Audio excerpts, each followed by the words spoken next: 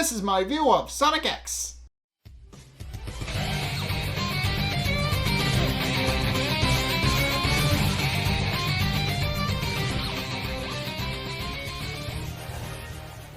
Alright, so in this episode, Sonic and the others actually prepare to go to space to chase after the Chaos Emeralds so that they get them before Dark Oak does. And I should mention I actually looked up his name because I don't want to be referring to him as that dude, especially since they don't really seem to have established his name yet, and we're now 2 episodes in. So I'm just going to be referring to him as Dark Oak from now on because that is the main antagonist name, and that is what I'm going to refer to him as. I looked it up in between this episode and the last one. So now I know what his name is, and now I'm able to actually, talk about him like he's an actual character and not just a guy who's existing enigmatically in the background. But in case it picks up exactly where the story left off, where Chris is reunited with all of his Mobian friends, and points out that everybody seems to have changed a bit, and points out that they all look exactly the same as when he last saw them, and they actually do explain why that is, in case Cosmo actually asks Sonic who this human is, and Sonic proceeds to explain that his name is Chris and that they're best buds. At which point Chris finally gets away from the rest of his friends and actually finally properly greets Sonic, pointing out that he's waited a long time to actually meet him again. And Sonic is just happy to see Chris again and points out that it has been a while. But then also points out that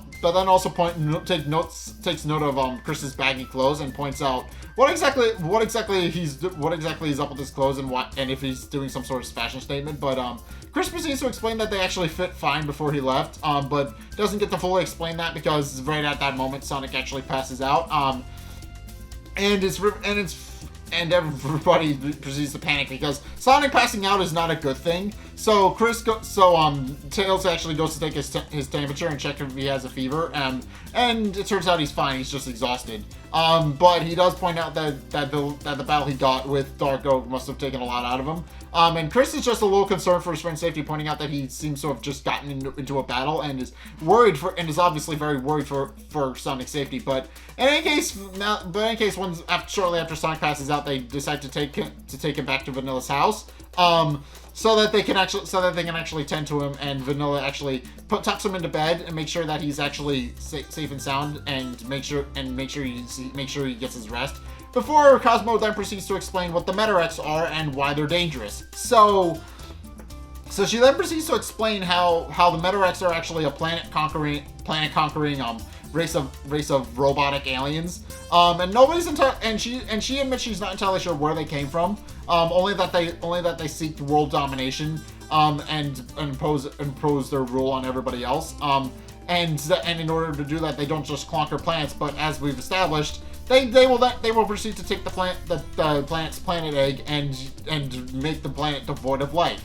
And that eventually the planet will just be a withered husk, and the planet won't actually be able to sustain life anymore. And Knuckles is a little concerned about if Cosmo is trustworthy or not, stating that she did indeed show up shortly after the metarex did, and wonders if she's actually affiliated with him. But she points out that she reaffirms that she's actually has no affiliation with the metarex, and then proceeds to explain that she's seen her friends and family all wiped out by the metarex. And when she remembers all of that, she begins to cry. So they kick Knuckles out of the house and send Cosmo to her room to actually recover. And for good reason. Knuckles made Cosmo cry, and obviously Cosmo isn't really in an emotional state, but as she's actually recovering, Tails and Amy do point out it has been a while. Pointing out that it's been exactly 6 months since they last seen him, but Chris becomes confused and a little surprised at this, pointing out that it's actually been 6 years back where he's from. So it seems like based on this actually explains that time on Mobius works different than time on Earth, and that 1 month of Mobius time is actually 1 year of Earth time. So this actually kind of explains why the characters don't seem to age very much in the main continuity, because obviously it's been what 35 years now since we first met Sonic and his friends, but in actuality maybe like I don't know, maybe like 2-3 years of actual time have actually passed since we actually first met them. I mean, I'm not entirely sure if you should actually count that, since obviously this is the anime logic and lore, and it shouldn't actually be coincide with the games. But as one of my favorite developers, Yacht Club Games, points out, everything is canon unless stated otherwise. So I'm just going to assume it's all canon to the same thing, and then somebody will have to actually explain that later if it's not, and try to figure that out. So I'm just going to assume it's canon unless somebody says otherwise. But in any case, after finding out that why it's the time difference, Tails and Amy then proceed to point out that it's a little bit confusing about how Chris seems to not have aged very much since they last met, considering that, as he stated, it's been 6 years. But Chris himself isn't entirely sure what the hell is going on and why his body suddenly reverted back to that of a 12-year-old boy. But Amy just remarks that they'll figure that out later. At which point, Vanilla then proceeds to offer Chris to change the clothes, pointing out that they're exactly like his old ones and that he should feel a bit more comfortable in that. And Chris is happy for the change of clothes, but also admits to himself that it's a little bit embarrassing that he has to go back to his old style when he was an adult previously. So, he's not particularly annoyed. He's a little bit annoyed by that. Meanwhile, Cosmo has indeed recovered and actually went outside to go see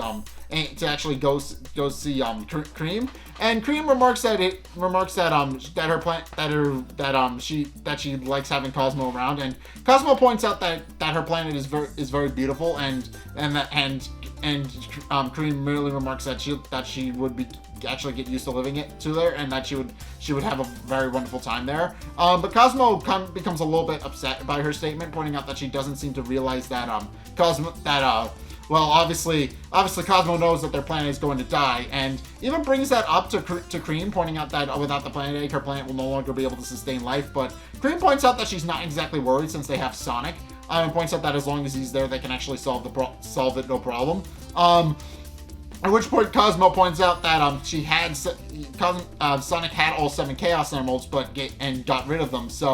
And without them, he actually does stand no chance of actually saving the world. But Sonic merely remarks that they'll simply have to go get them, having just shown up out of the blue. And proceeds to explain that he thought it was a good idea at the time, but his main idea was to just ensure that Dark Oak didn't actually get them.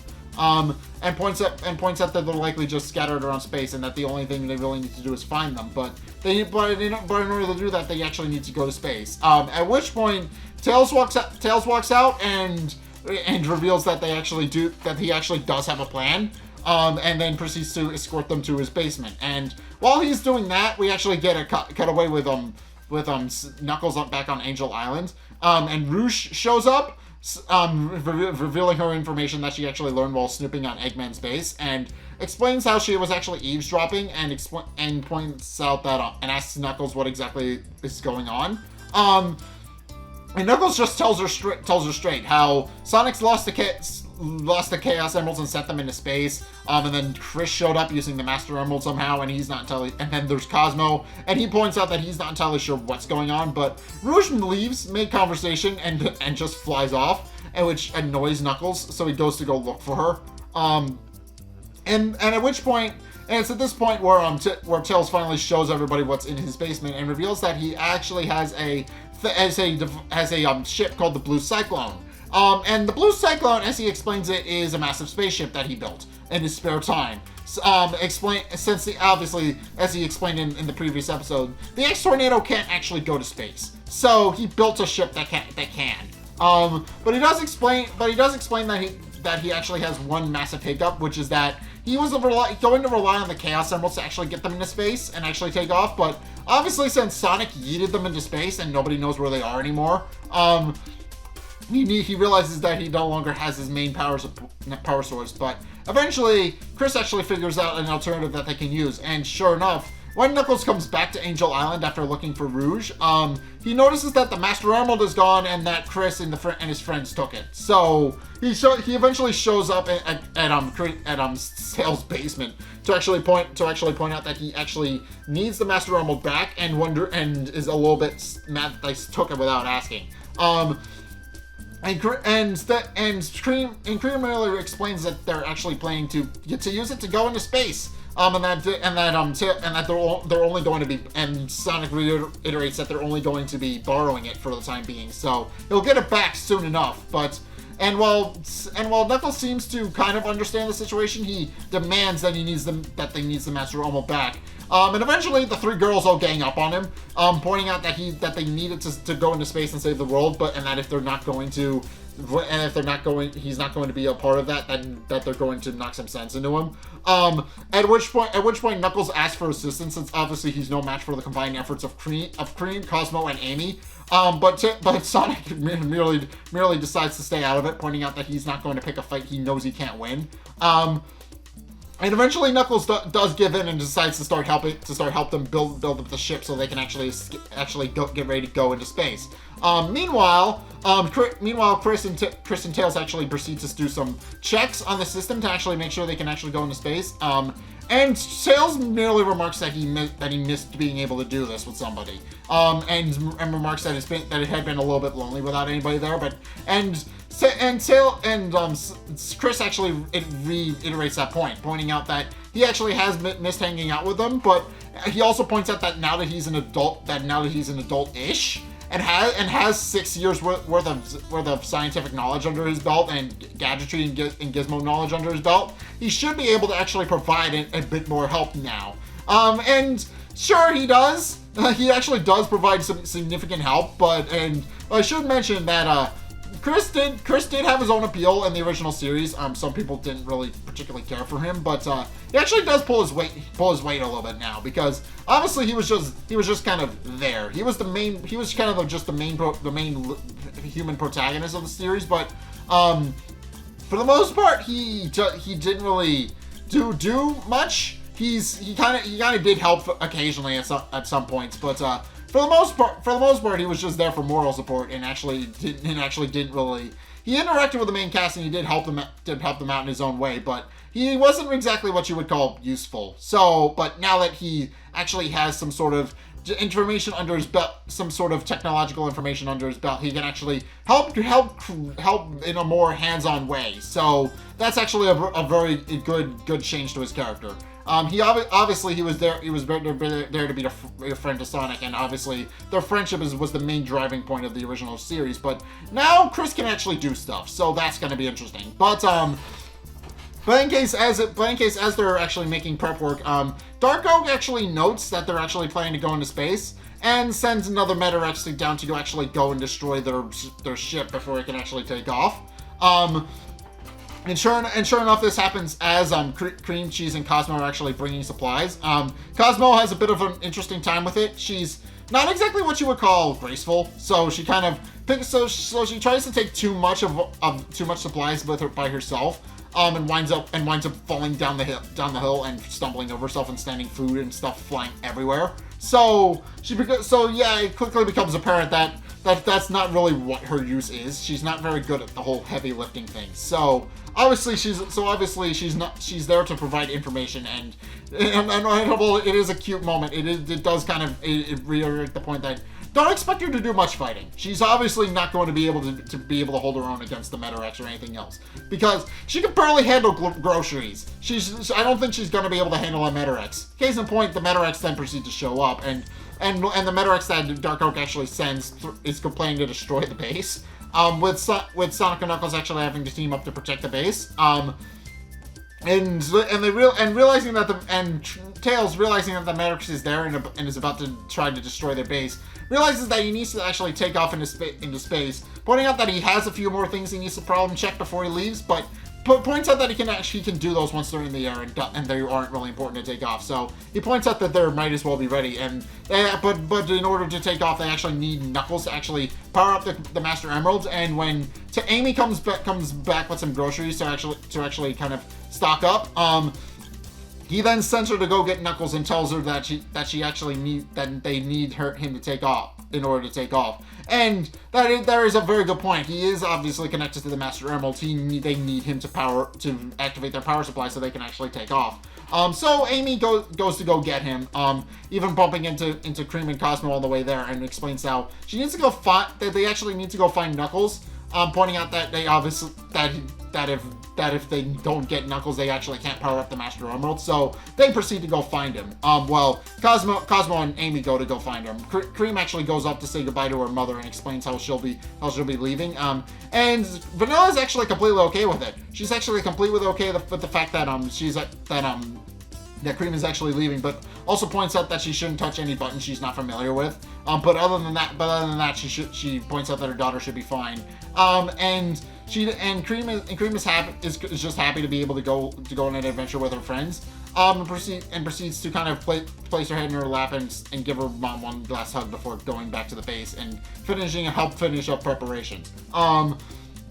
Meanwhile, Amy and Cosmo eventually find Sonic and Knuckles, who are still facing off against the metarex and successfully defending the base. Knuckles eventually does put it in a pitfall trap, which keeps it occupied for a bit. Not much, because it's still firing missiles and stuff at the blue typhoon in an effort to try and take it out. But eventually, Cosmo and Amy fill him in and tell him that they need him back at the blue typhoon and actually need him to power up the Master Emerald. So he goes to leave while Sonic keeps the metarex busy. So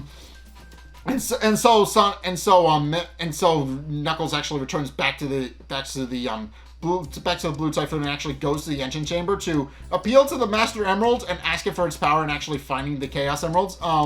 And it proceeds to provide power to the whole ship so that they can actually take off. And Sonic realizing they're about to take off, uses several of the missiles that the metarex is firing to actually make his way back to the ship. At which point he gets back to the ship and Tails proceeds to explain to him how they're going to fire the main cannon. And they're actually planning to divert some of the power they're using to power up the main cannon. And then it's revealed what the main cannon actually is and tells Sonic to go do his thing, as it were. And the only way I could actually really describe the main cannon is as a giant Sonic-powered railgun. Long story short, Sonic gets inside of it, and then it just uses electromagnetism to just fire him out at supersonic speeds like a cannonball. And it works, and they manage to destroy the metarex and send it packing as they're finishing up the last of their preparations. So the metarex winds up being destroyed because of that, and Sonic has no real way of getting back to the ship because of that. So Chris actually gets into an escape pod and actually goes to actually pick up Sonic and brings him back to the main ship. And retrieves them, and they proceed to get ready to go into space by restoring all the power that the main cannon had back into the main engine so they can take off. At which point, Amy, Cosmo, and Cream proceed to go to the bridge to actually see the view of space from the cockpit. And they do that exactly that. They go right there, and Cream even notes how beautiful their planet is from space. But as they're actually talking about all that, Sonic actually noticed something stuck in his quills and notices that there's actually a bug planted in his quills and is a little bit curious as to how it got there, but we actually do get an immediate answer in the fact that Dr. Eggman was the one who planted it there, and he's actually been listening in the whole time and has actually been building his own spaceship off screen so that he can actually follow the Sonic and his friends into space. And sure enough, he has Deco and Boko power up the main engines, with Bokoon kind of humorously taking over orders from Eggman, at least a little bit, which is kind of funny, but also kind of not, since they're just kind of taking off. Since obviously they're just kind of taking off, and Eggman's actually the one calling the shots. But interestingly enough, they then proceed to take off. But Rouge, interestingly enough, she, for whatever reason, has her own spaceship and proceeds to follow them as well. And with that, the entire main cast, both the protagonists and antagonists, are wind up into space. So yeah, now they're in space, and they actually go to take off and actually proceed to get ready to go to other worlds and go find the Chaos Emeralds. And that's where the premise of the story actually comes in. So yeah, this is gonna be interesting. So now they're actually going to space to actually go and find all the master emeralds and figure out where they are. And I'm personally interested to see how that's going to go for them. But yeah, for right now though, I think that's gonna do it for today's review of Sonic X. So they're going into space. They're gonna go to find Dark Oak and actually get the Chaos Emeralds back so they can actually defeat him. And obviously Dark Oak doesn't want that to happen. Case in point, he sent a metarex to blow up their ship, which failed miserably, but he did indeed try to do that. So yeah, Dark Oak seems like he's gonna be in a whole operate behind the scenes villain and isn't really going to intervene unless he absolutely has to. But he is effective at manning his sources. Not only did he send a metarex and successfully just kill their planet, but he also realized that they were actually going to go into space and sends a metarex to deal with that. So clearly, while he's not going to be taking a role as an active antagonist, he's clearly no slouch. He knows what threats await him, and he knows how to, and he does deal with them rather quickly. So I can't imagine he is going to be a very threatening antagonist for the series to continue with. But for right now, that's going to do it for my review of Sonic X. What did you guys think? Let's get discussing over in the comment section down below, or over on my Discord server, link in the description. Anyway, thank you guys so much for watching. If you enjoyed, be sure to like, comment, and subscribe. Also, be sure to follow me on Twitter in the description below. If you want to keep up to date with what's going on with the channel, then that is the best way to do that.